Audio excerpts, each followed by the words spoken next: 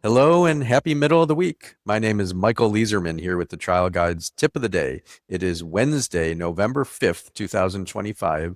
And our tip today comes from Bill Barton's newest book, Integrated Advocacy. Um, Bill is here today to read the tip for us. Thank you for being here. Thank you, Michael, and much love to you, amigo. Now, I want you to listen to what I'm going to say, and I'm going to trifurcate it, okay? So even if you're competent, a second opinion is always an advantage, and sooner is always better. So I'm not trying to be disrespectful. I'm assuming you're competent, but the less experienced you are, the less seasoned you are, this becomes even more important.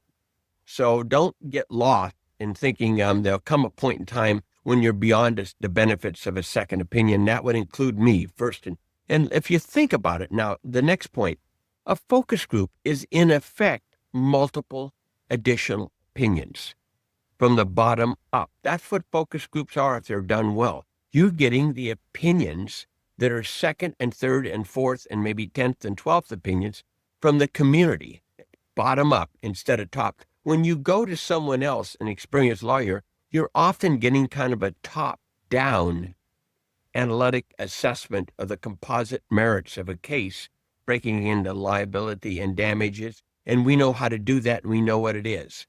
I'm in favor of that.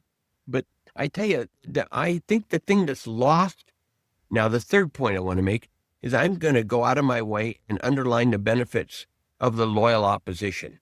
And I'm going to say some things that are unpatriotic. I am very good friends with everyone I'm against. I don't have any enemies. They may not like me, but I like them. And I am serious when I say that. And I'm in the American college and I take it seriously. I don't have any opponents. I have worthy opponents that we meet and we bring the best of it and we move on. And so I have friends I can pick up the phone where there's not a conflict of interest that are really good defense attorneys. And I'll sit and bullshit with them for a bit and ask them if they're comfortable sharing with me generally. And I always get valuable feedback, powerful insights. Why is this important? Point number 4. You know, when you're inexperienced, every teacher of advocacy wants to build your confidence and tell you that experience is overrated, that preparation is underrated, that authenticity is underrated. And Jerry Spence says, you could beat him if you're real. Well, I think that's a bit apocalyptic. And I think what they're trying to say is they're trying to talk about the importance of preparation and being real. I get that. But the problem is that doesn't tell you what you don't know. When you're not experienced, you don't have the general level of background to know what you don't know. And it's that which you don't know that bites you in the ass. So that's another way to think about thinking. And I am all in favor of preparation. I'm all in favor of being real.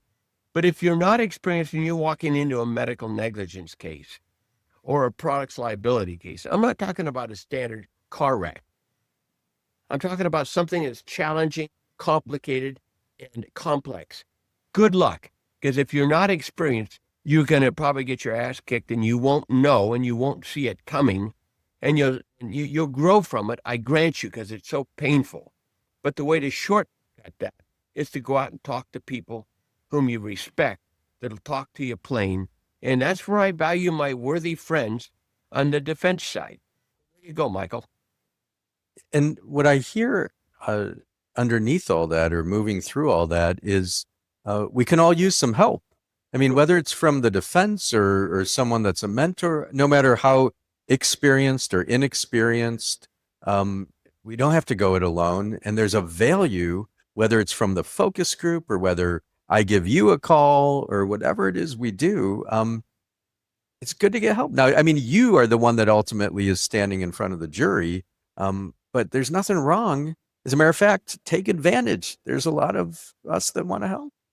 I even go to my friends and I say, do me a favor and tell me my 3 biggest problems. And you'll get different answers from different equally competent lawyers. There lies the value too. And then once I hear the problems, I can start the process of intellectual marination, I call it, where I sit and I cogitate and think, and I may even call them back with some ideas, because I want to turn things that are liabilities, like maybe weak causation, into an advantage. And you do that by showing how fragile the person was ahead of time. And that gets into the earlier discussion we had about dollars equals A minus C caused by B. And the more fragile or pre-existingly vulnerable you are, on one hand, it makes you look weak maybe, but that helps explain causation, and what previously was a problem now becomes an advantage. So I love this process of framing and trying to turn my liabilities into assets through preemption. Wonderful. Thank you so much for being here today. Always appreciate you. Love you, Bill. Right back at you, brother. You think we got a bromance going or something? Let's take a deep breath together and just be grateful to be alive this Wednesday. May the work that we do today help to reduce suffering in the world. May it help to repair the world. May we fiercely and compassionately advocate for our clients. May we understand that we can do both, be fierce and compassionate.